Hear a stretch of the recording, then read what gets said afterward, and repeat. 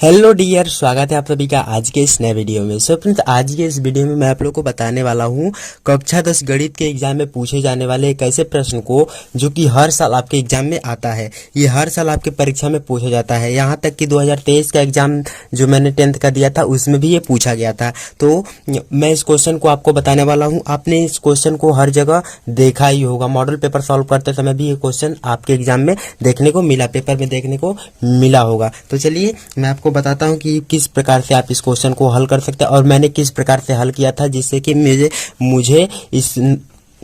इसमें पूरे अंक मिले हैं। तो चलिए स्टार्ट करते हैं आज का वीडियो। देखिए, हम लोगों को प्रश्न दिया गया है कि निम्न आकृति में OACB, मतलब ये आकृति है जिसका नाम क्या है OACB, केंद्र O और त्रिज्या 3.5 है। मतलब कि इसकी जो त्रिज्या है ये यहाँ से लेके यहाँ तक पूरी त्रिज्या कितनी है 3.5 सेंटीमीटर। ये पूरा लिख दे रहा हूँ मैं 3.5 cm।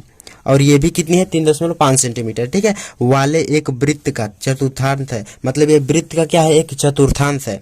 यदि OD मतलब कि यहाँ से लेकर और यहाँ तक की लंबाई कितना दिया है 2 सेंटीमीटर दिया है। कितना दिया है 2 सेंटीमीटर दिया है। तो हमको ज्ञात करना है चतुर्थांश का क्षेत्रफल, मतलब इस पूरे चतुर्थांश का क्षेत्रफल ज्ञात करना है और छायांकित भाग का क्षेत्रफल ज्ञात करना है। तो चलिए ज्ञात करते हैं हम इसको। देखिए, हम लोग को सबसे पहले चतुर्थांश का क्षेत्रफल ज्ञात करना है। तो जब हम पढ़ेंगे ये चैप्टर वृत्तों से संबंधित क्षेत्रफल के बारे में, तब हम रूल पढ़ेंगे चतुर्थांश का क्षेत्रफल निकालने का। तो देखिए, मैं यहाँ पे लिख देता हूँ कि चतुर्थांश का क्षेत्रफल निकालने का रूल क्या होता है। चतुर्थांश का क्षेत्रफल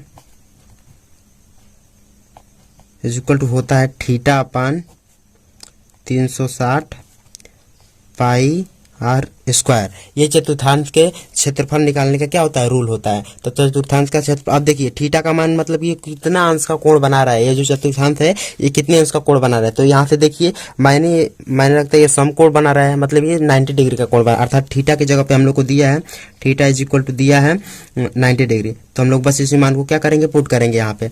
तो चलिए रख लेते हैं, हम इसको हल करते हैं।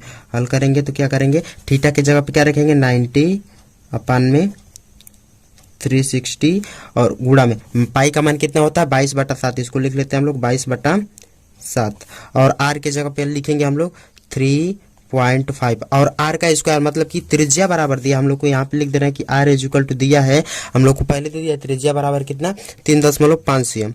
तो जब इसका स्क्वायर करेंगे तो इसको 2 बार लिख सकते हैं 3.5 cm 3.5 cm। ठीक है, अब जब इसको काटेंगे तो इससे इसको काट देते हैं तो हो जाएगा 1/4 और इंटू में 22/7 इंटू। अब देखिए 10 को हटाएंगे तो नीचे हम लोग 10 से भाग देंगे तो ये हो जाएगा 35/10 इंटू में 35/10। अब इससे हम लोग इसको काट देते हैं 5 से, दोनों को क्या कर देते हैं, काट देते हैं। जब 5 से काटेंगे तो हो जाएगा 1/4 और गुणा में 22/7। मैं हल कर रहा हूँ, कैसे जैसे जैसे मैं हल कर रहा हूँ उसी तरह से आपको लिखना है। यहाँ पे 7/5, 5 से काटने पे यही आएगा 7/2 आएगा। कितना 7/2। यहाँ पे भी 7/2। अब इस 7 से इसको काट दीजिए, अब इससे इसको काट दीजिए तो कितना हमारे पास बचा 1/, मतलब कि बस ये यहाँ पे क्या बचा 11 बचा है। तो 11 का गुणा कितने करेंगे 7 में करेंगे तो हो जाएगा 11 इंटू 7 और अपान में यहाँ पे 4 बचा और इधर तो सब खत्म हो गया, इंटू 2 बचा। तो इसको हम लोग लिखेंगे 77/8 सेंटीमीटर स्क्वायर। अर्थात चतुर्थांश का क्षेत्रफल कितना हुआ 77/8 सेंटीमीटर स्क्वायर हो गया। अब हमको दूसरा वाला भी ज्ञात करना है कि छायांकित भाग का क्षेत्रफल। देखिए, इसमें हम छायांकित भाग का क्षेत्रफल कैसे ज्ञात करेंगे, जब पूरे चतुर्थांश के क्षेत्रफल में से हम त्रिभुज का क्षेत्रफल माइनस कर देंगे तो हम लोग को छायांकित भाग का क्षेत्रफल मिल जाएगा। त्रिभुज कौन सा है AOD, मतलब इसी त्रिभुज का हम लोग क्षेत्रफल निकाल लेते हैं। तो हम लोग लिखेंगे कि छायांकित भाग का क्षेत्रफल किस प्रकार से निकालेंगे हम लोग, कि पूरे चतुर्थांश का क्षेत्रफल में से, मतलब कि 77/8 में से माइनस कर देंगे त्रिभुज का क्षेत्रफल। क्या, त्रिभुज का क्षेत्रफल, त्रिभुज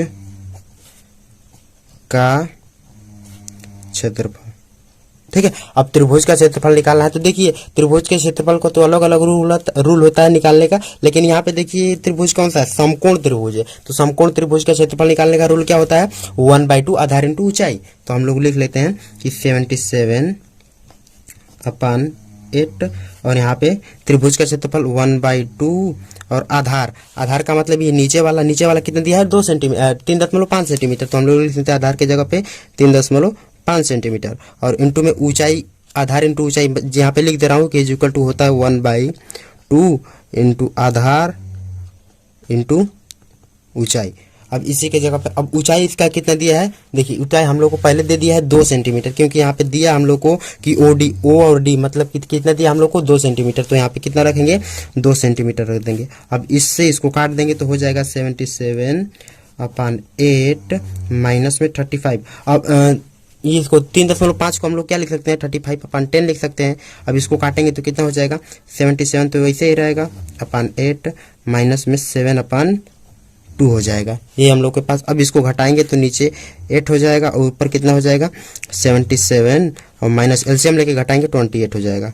ठीक है, तो हमारे पास कितना बचा 9 और 4/8 सेंटीमीटर स्क्वायर, ये हम लोग को क्या हो गया आंसर हो गया। अब किस चीज का निकाला मैंने, छायांकित भाग का क्षेत्रफल निकाला और चतुर्थांश का क्षेत्रफल निकाला। तो छायांकित भाग का क्षेत्रफल है 49/8 और चतुर्थांश का क्षेत्रफल है 77/8। तो मैं ऐसा करता हूँ कि आज का पूरा वीडियो जो कि मोस्ट इंपॉर्टेंट क्वेश्चन था आपको समझ में आया होगा। यदि कोई डाउट हो तो कमेंट में पूछ लीजिए। मिलते हैं अगले वीडियो में, तब तक के लिए धन्यवाद। जय हिंद, बाय बाय।